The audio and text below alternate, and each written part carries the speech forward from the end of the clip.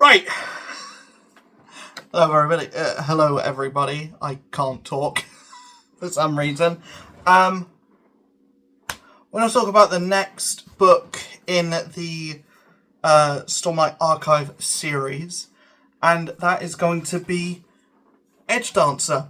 Yeah, the last one I read, Words of Radiance, loved it, and after finishing that, we have slimmed down. We are trading the 1,200-page epic for a 200-page, light, fairly trimmed down story.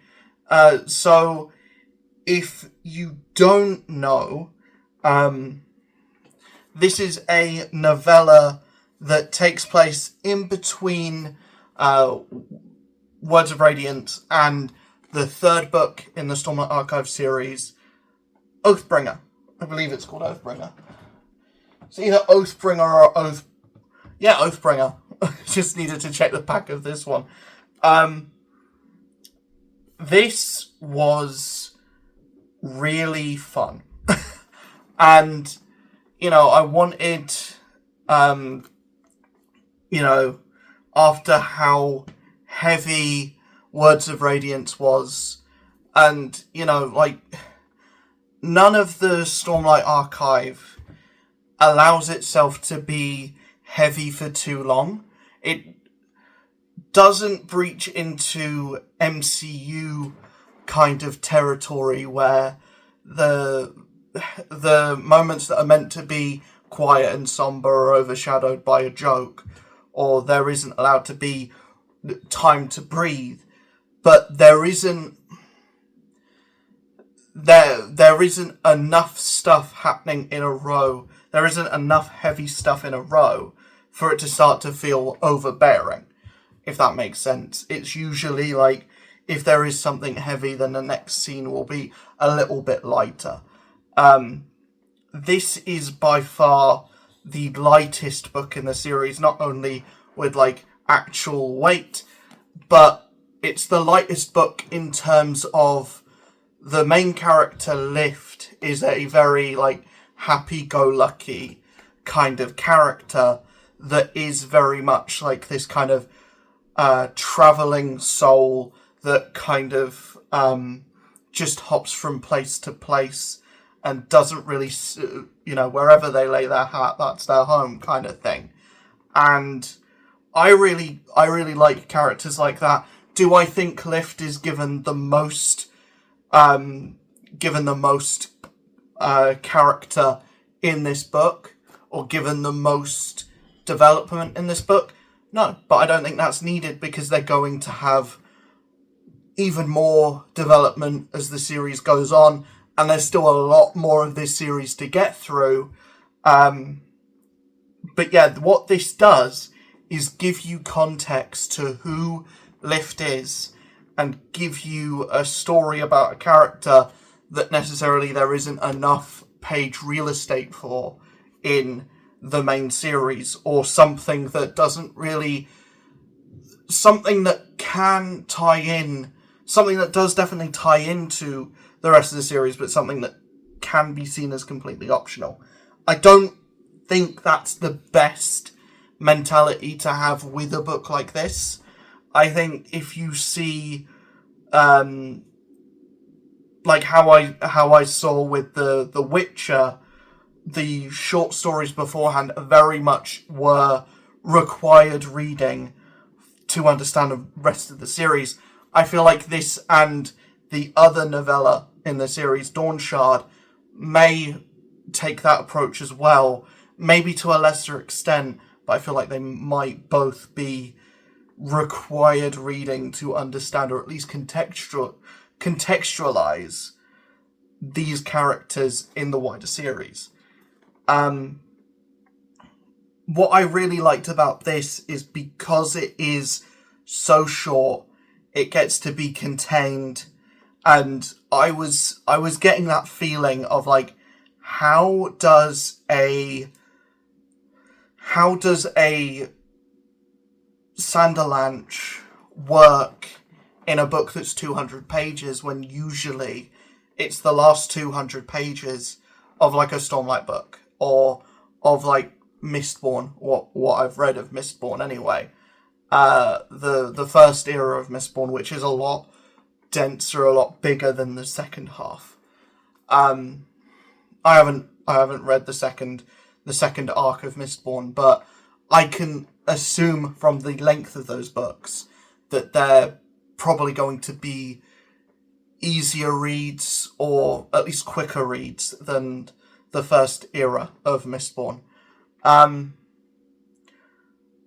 This doesn't really have a Sanderlanche in a way. The last few chapters definitely are... Like, maybe not the last chapter. The last chapter is just...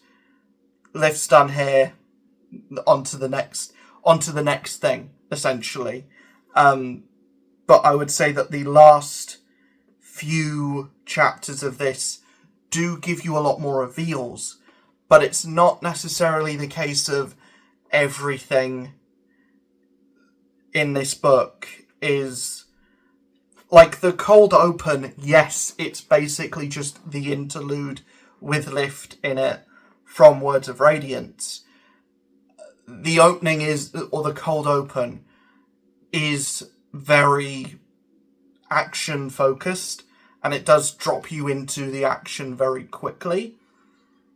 There is a lot of downtime in the middle, but because of its short length, you don't feel it as much as you feel it in like a Stormlight book or a Mistborn or any other, or anything that's not a novella. And I feel like that's the strongest thing about a book this size, is that nothing slow, or none of the slow moments go on for long enough where they're allowed to feel slow. Some stuff in Stormlight, or at least the first two Stormlight books, have or do verge on the point of feeling a bit slow, or feeling like it's treading water, and kind of there's stuff in there that is just to build up page count or just to build up word count. Not everything is building to the climax, where I feel like everything here is building to the climax. And the thing that I really like about this as well is it is self-contained. It's just, you know, you've got your hero character, you've got your villain character, and the book is basically just this kind of like mystery, but also a bit of a chase between these two. It's a little bit of a cat and mouse, and that is a lot of fun as well. And the things that we do get to do with Lift and building up her character is interesting. This idea of this character who kind of went to the Night Watcher, or the Night Wattress, the Night Watcher, who's not the vigilante that Raphael dresses up as in the TMNT 2007 animated film, but instead is kind of this like, not benevolent, malevolent force that kind of gives you your desire, but also like gives you a curse along with it. So you are allowed to wish for something, but there's always a caveat. When Dalinar went to the Night Watcher, we don't know what he wished for necessarily, but we know that the caveat was that he completely forgot his wife, to the point where he can't even hear people say her name. And what we know in this is that Lift went to the Night Watcher to wish for, to essentially wish that she would stop aging past the age of 10. Assumedly because that was the age that her mother died. So she wished to stop aging at the age of 10. But from what we're gathering from this, from the from little bits in the book is that she hasn't stopped growing. She hasn't stopped aging, essentially. So her wish was, or the caveat of her wish was that it was a lie, is what I can gather from it. Yeah, and that's kind of the extent of character building, forward character building. The other thing that I kind of extrapolated from this book is Lift, instead of absorbing Stormlight, instead she gets her power from food. So she eats food, and then she's got her power.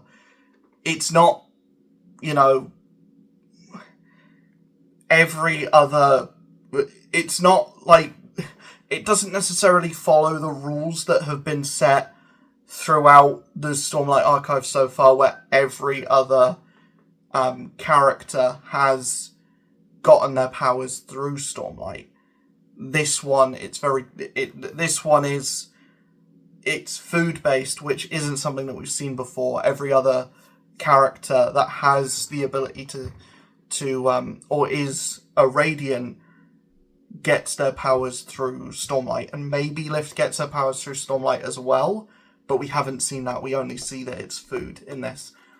But the thing that we're seeing with Lift is she kind of uses up all of her power really quickly, or she kind of once she does eat food, then it's very quick before she's hungry again.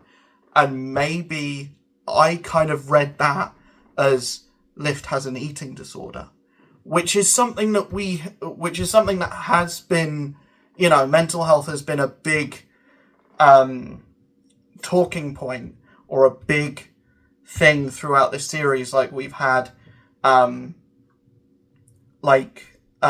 Shallan uses humor as kind of a coping mechanism to cover up her own depression. Kaladin is very much forwardly depressed to the point of almost classism, to the point where he sees Light Eyes as so superior that they're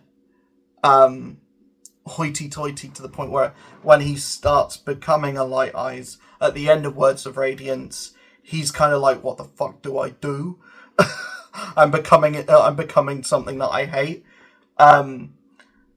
So it's not completely out of left field that there would be some kind of allegory towards an eating disorder in this series.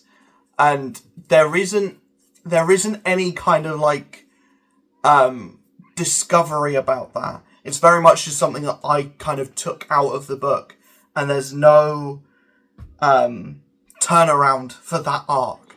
There's nowhere in this book where Lift learns to kind of stop using her powers too much, or there's nothing in this book where Lift learns to kind of be more conservative with her powers. There's nothing of the sort, so maybe the eating disorder stuff is just part of my headcanon. However, it's very much at the forefront of the story that Lift uses her powers up very quickly, and to her detriment as well. And she does get hungry a lot of the time. There's a whole B story in this book of Lift has gone to this specific town, or she's used the cover story of going to this specific city because they have a famous 10 pancakes, and she wants to try all 10 varieties of pancake. It's revealed at the end that there's only actually 9, and the 10th is some kind of the 10th is what's in your heart. The 10th pancake is the friends you made along the way. Um, but yeah, there's I just kind of extrapolated that from the book. I don't know if as many people have read this as have read the actual Stormlight Archive series, and I know that a lot of people say that the books kind of start to fall off after this point. Now, I don't know if that's because a lot of people skip this, and there's things in those later books that don't make sense because this is the missing chunk. Or if the rest of the series is just a lot more slow and a lot more ploddy. I don't know. And again, I haven't gotten to those books yet. I might love Oathbringer. I might absolutely love Oathbringer. But I really liked this book, and it was the first one of the series. First of all, I got through this in a week, which I know it's short. I know that that's easily doable for a lot of people. I'm new to this.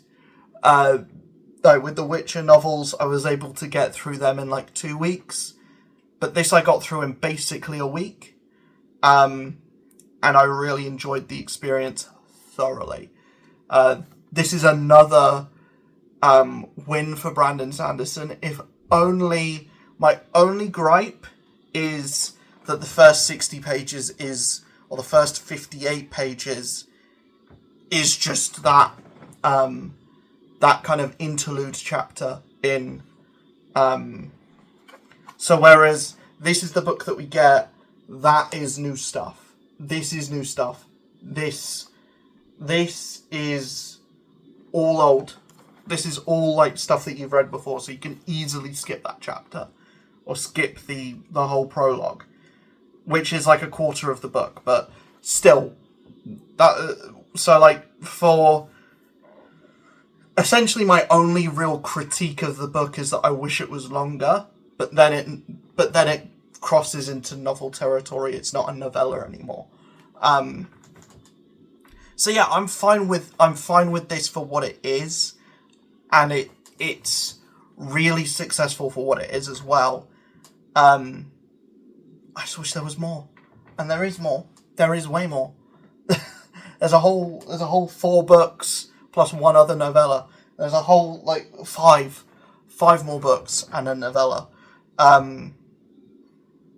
yeah, this is good, and if you have read the Stormlight Archive and haven't read the novellas, namely this one, I would say check it out. It might give you more context to some of the things that don't make sense in Oathbringer.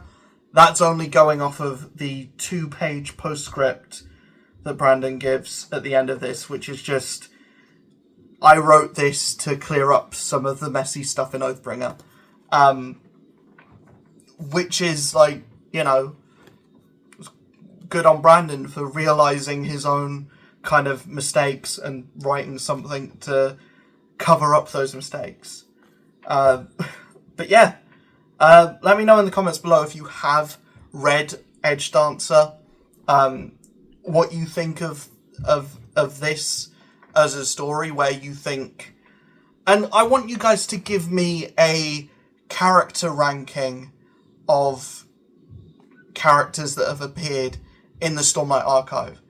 Obviously no spoilers, but as of up to the end of up to Edgedancer, so that's after Words of Radiance, so probably up to the end of Words of Radiance, because there's no one introduced in this book that isn't introduced in that book that is interesting enough, or that I think we'll see again. But yeah, I would love to hear other people's opinions on their character ranking of Stormlight Archive's characters, or Stormlight Archive characters that have appeared at this point.